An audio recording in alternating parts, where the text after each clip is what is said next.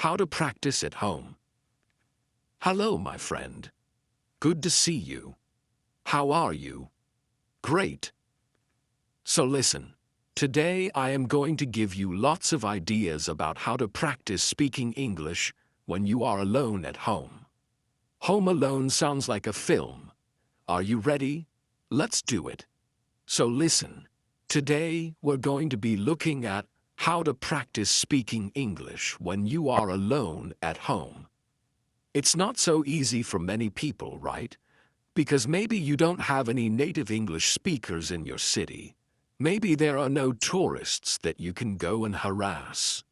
Maybe there are no groups locally where you can go, chat, and speak English. And maybe you're not ready to go on Skype and try to find some random English person to chat with, somebody you don't know. I mean, that can be quite hard, especially if you're a little bit shy like me. So, what I want to do today is share with you lots of ideas about how you can practice speaking when you're on your own at home alone. Right? Good. Now, if you do know me, you may be thinking, what's that strange orange block over there? That wasn't there before. True. And this is my meditating mat. Sometimes where I sit and meditate. Sometimes I don't sit on the wall. I'm just tidying at the moment, so I couldn't find a place to put it. So right now, it's over there. Okay. The truth about speaking is that, yes, you can watch videos, you can watch films, you can listen to podcasts. All of that is great. But at some point, you need to start speaking. You can speak on your own, but also later, you'll need to start interacting and practicing, speaking with people. But that's not always easy to do. So right now, today, I'm going to focus on some really practical, simple activities you can do when you're on your own at home to start practicing speaking. The first technique is called speak into the mirror, and this is really useful. But it's really, really simple, right? It's easy because you can do this first thing in the morning when you're brushing your teeth, or, well, you can't speak and brush your teeth, but just before you brush your teeth, and in the evening before going to bed, when you wash your face. What do you mean you don't wash your face in the evening? Why not? My mother always told me, make sure you wash your face, clean behind your ears, wash your neck, scrub your neck. Yeah, wash your face before you go to bed. It takes all the dust and pollution off your face, apparently. Anyway, that's a great time that you can do it. And this is good, because the key to learning and preparing for I is habit, right?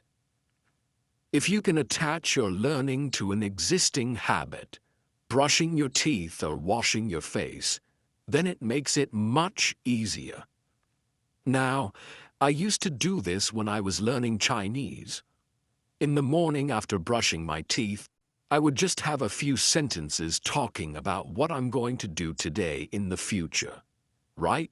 Speaking Chinese. Today, I'm going to go to the park. I need to go to the supermarket. I'm going to buy some vegetables. I'm meeting Jack at 6 o'clock. I might go to the cinema. All in the future. Brilliant. And then, at the end of the day, you can talk about what you did or what you have done. Today I went to the park, I played football, I went shopping. In the end, I've done a lot. It has been a good day. Right. Past tense, present perfect as well. So you can see, it's actually great to practice different tenses. It's a bit like writing your diary at the end of the day, right? Which is also a great way to practice writing.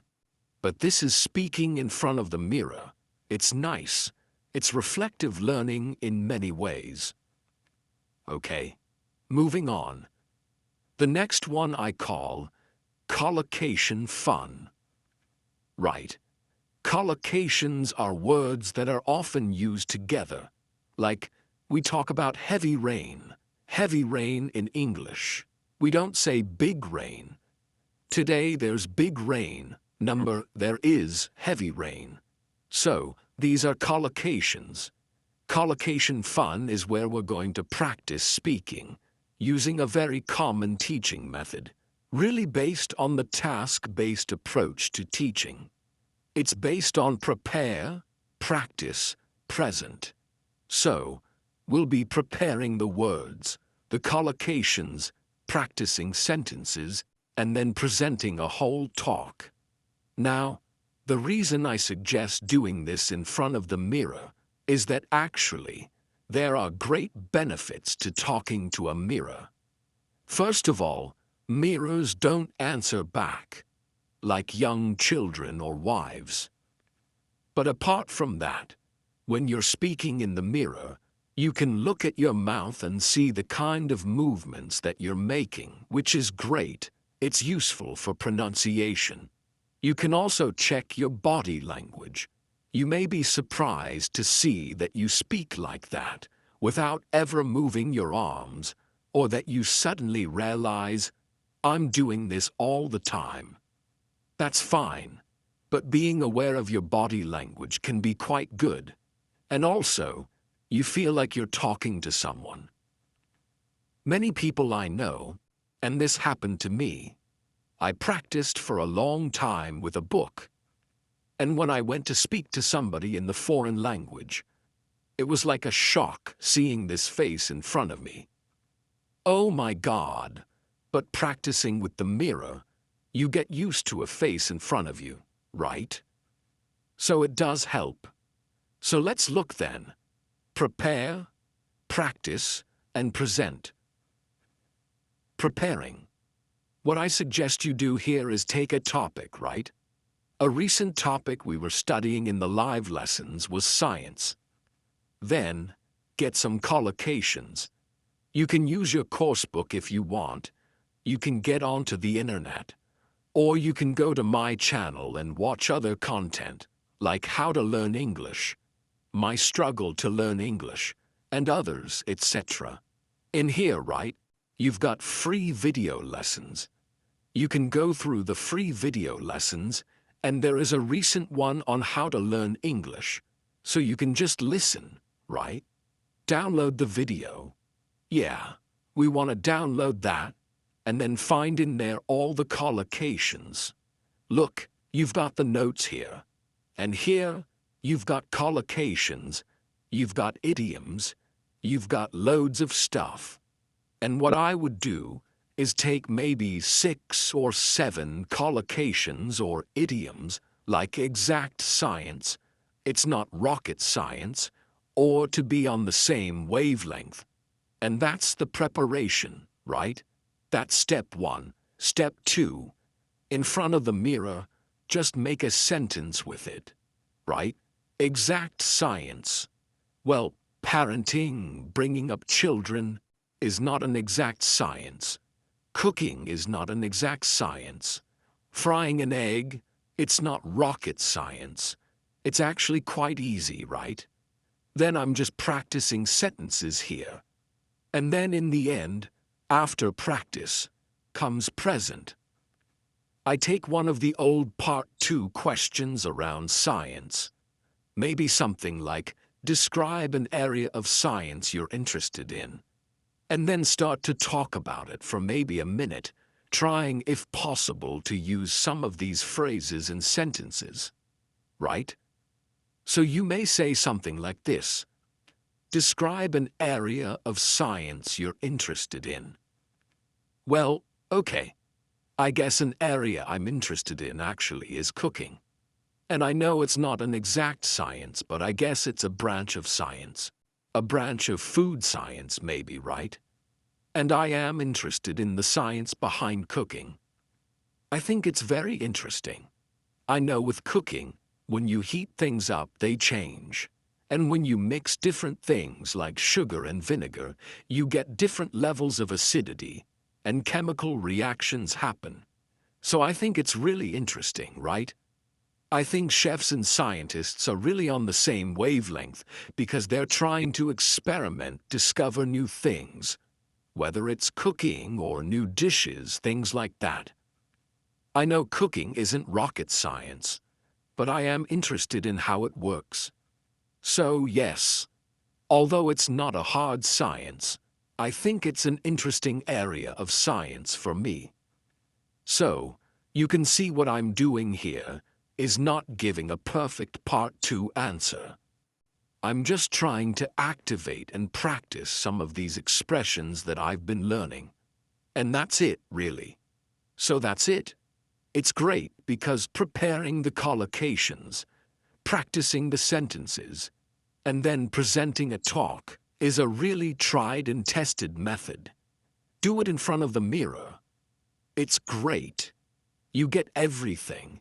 You get the contact with somebody, but you can see yourself. You can monitor yourself. It's really, really effective. Collocation fun? Great. I want to go and do it. It sounds like so much fun. I'm going to do it again right now. I'll be back in a moment.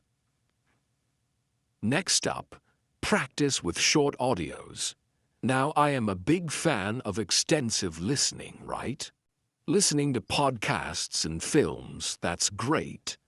But when it comes to speaking, I think short audios are much better. They are bite-sized chunks, they're easy to use, and your concentration is shorter for shorter periods of time.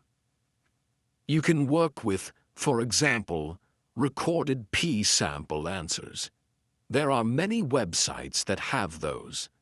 Not written. It must be recorded, right? You want to listen and then speak. There's a tool that I've talked about in the past to many of the students here. It's called LingQ. And I like it because it's full of short audios that you can use to help start speaking. And it's free.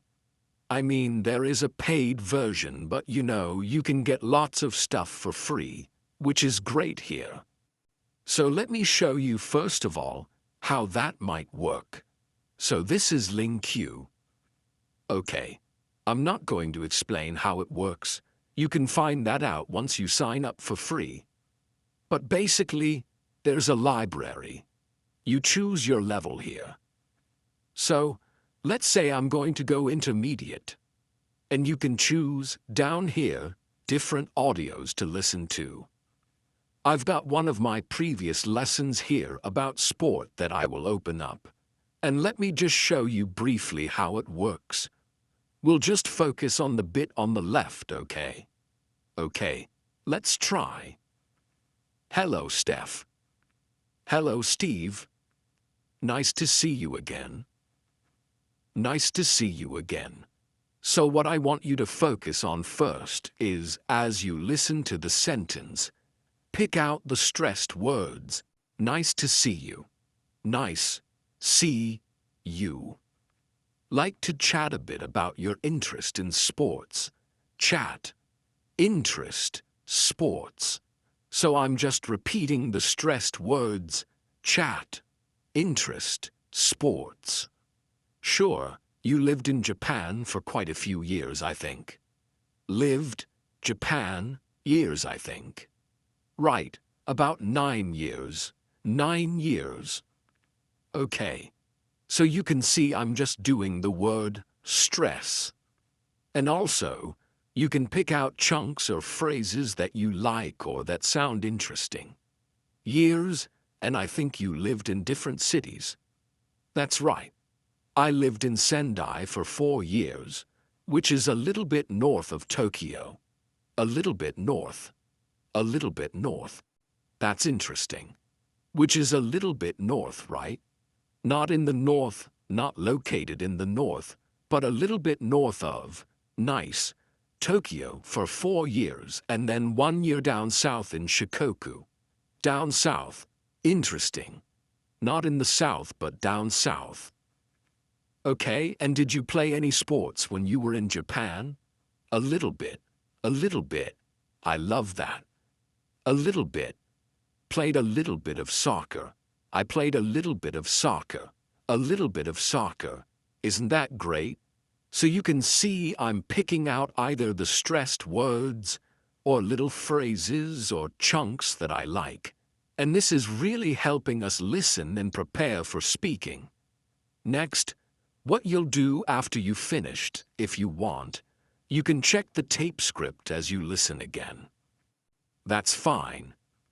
But at the end, what I would like you to try and do is repeat the audio or the lesson, giving a summary. So, repeating it with your words, not reading, not listening. In fact, you can just close that and focus on your own words, right? Oops. And then, after you've done that and a bit of practice, you could try to retell the lesson or the story and record yourself. If you're not sure, you can use your phone. There are mobile apps to record your voice. There's Volcaroo, which is also a very simple online voice recorder. And recording yourself is great because it puts pressure on you, and that, my friend, is good. Also, you can then, once you've listened back, go and compare your recording to the original lesson or story with the tape script and see if it's different. Did you make a mistake? Instead of saying a little bit of football, did you say a little bit football? Or did you use different collocations, right? Instead of individualized sports, did you say personal sports or something different? That noticing, again, puts pressure on you, which is great. And it also helps you notice language. Noticing language is a kind of feedback, which is essential to improve. So that's it. Practice with short audios, right?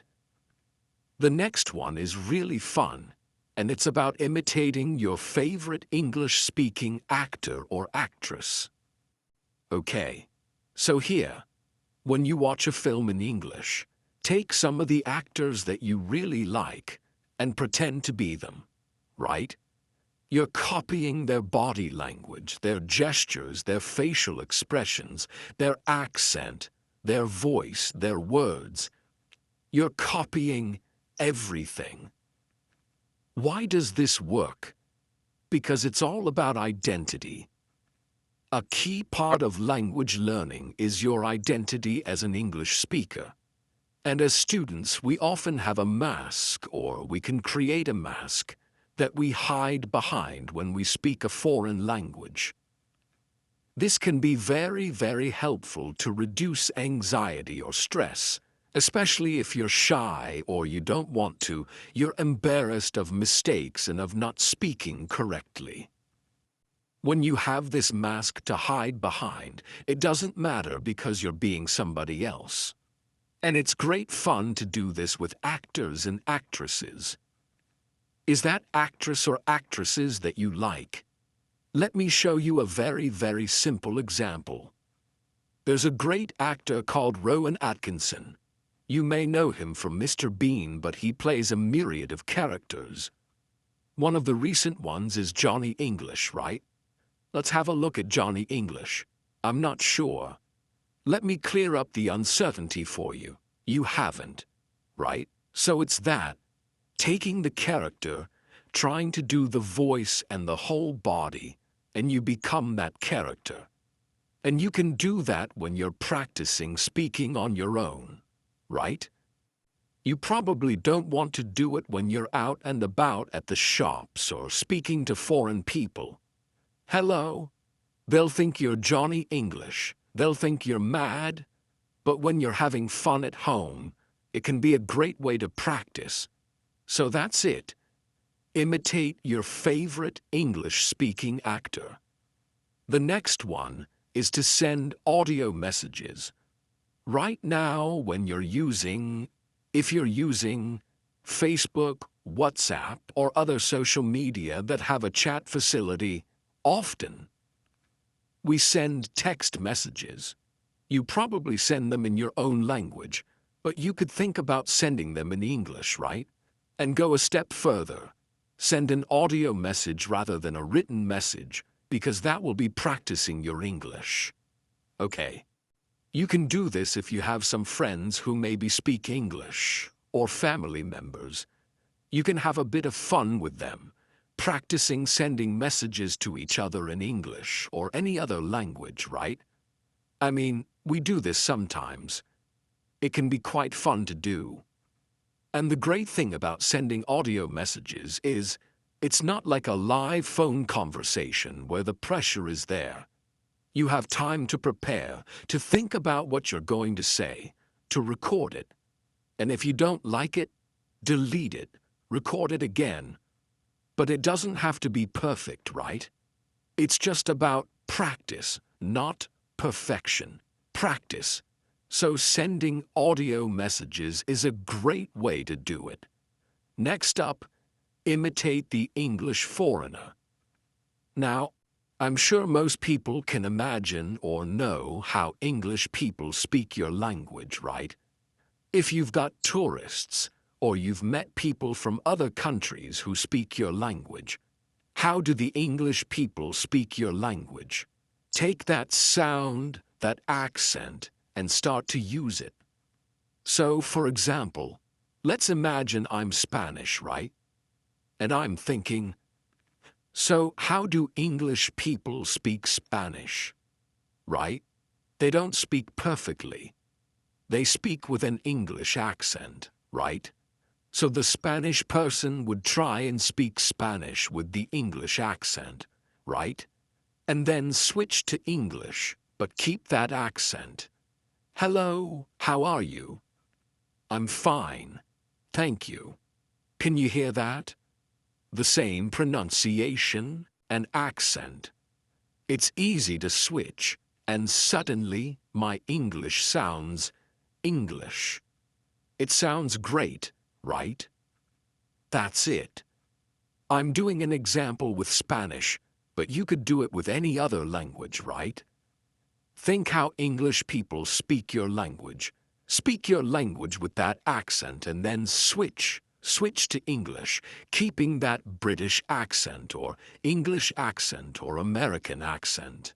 It really can be quite useful and fun to boot. Great. Now, the next idea is shadowing. Of course, a shadow, right?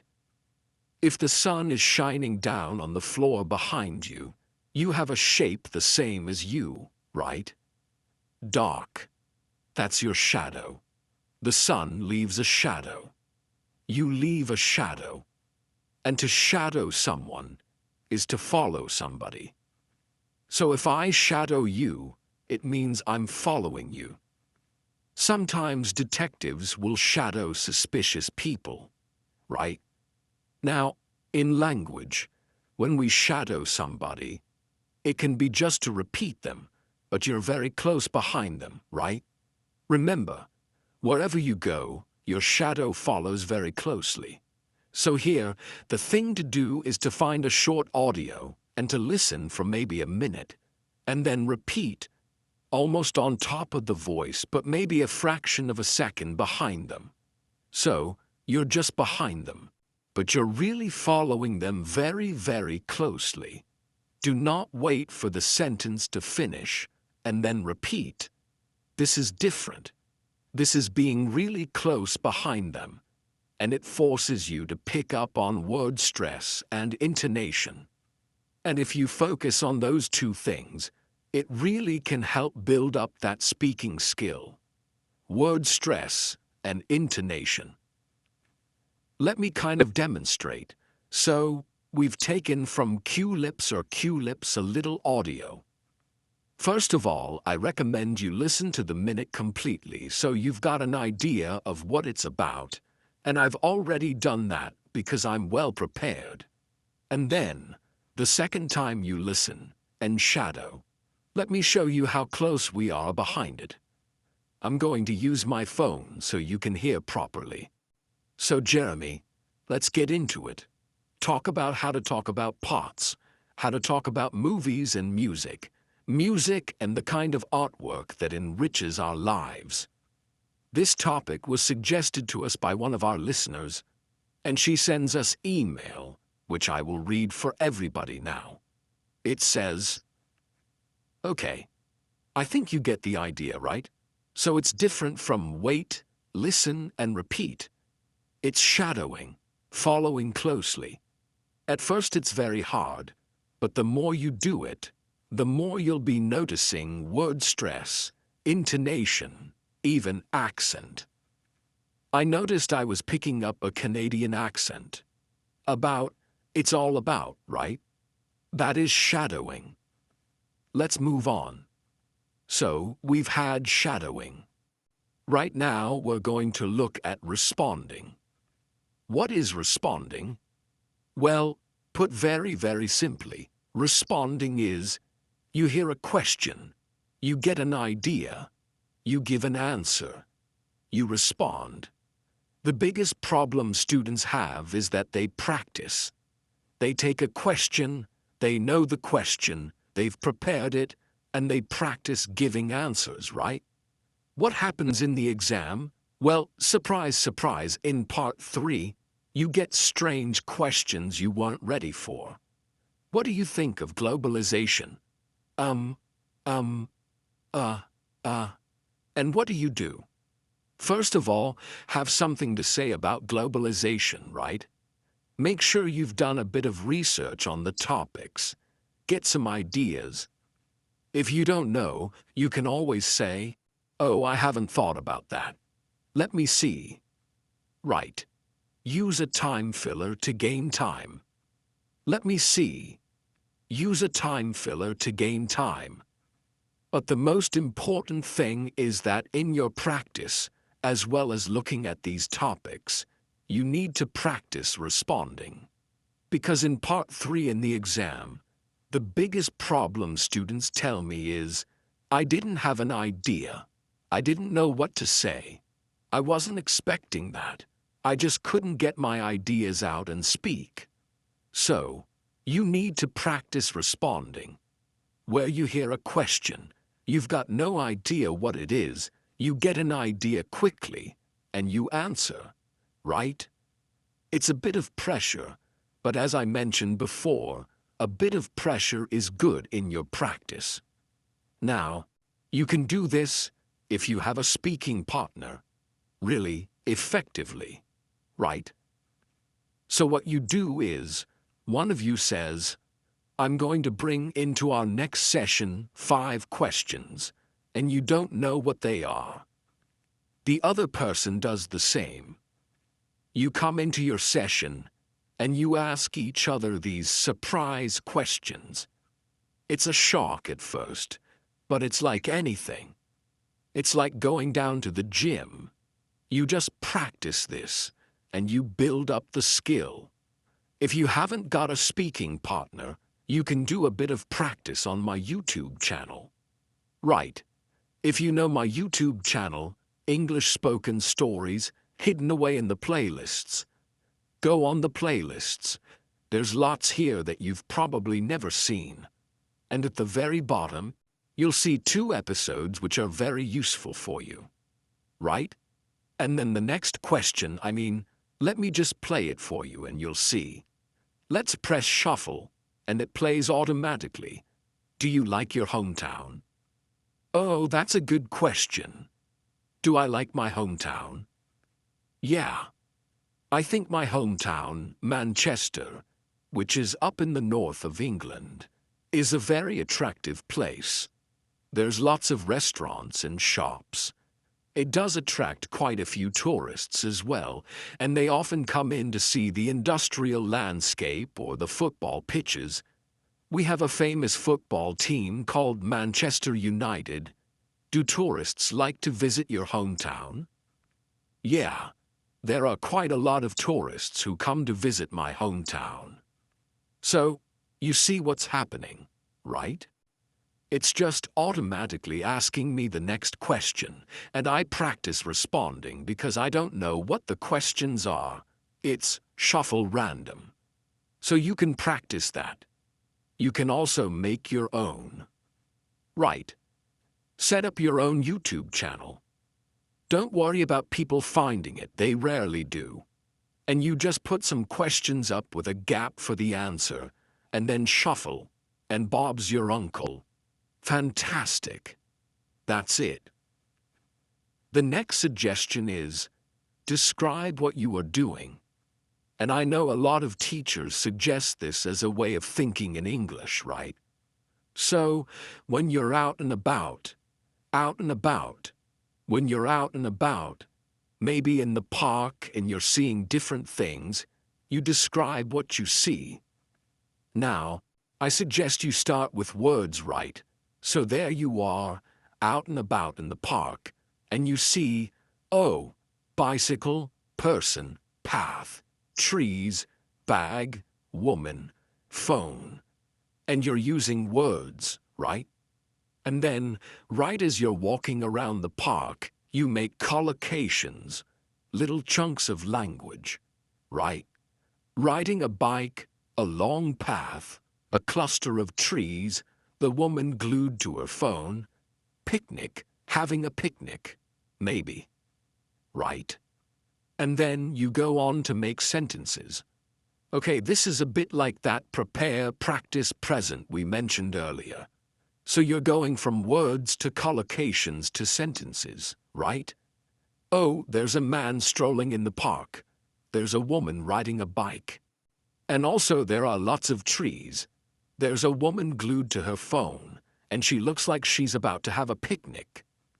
And you go on and on and on, right? Great. You can do it in any context. You can do it at home or when you're out at the shops, wherever.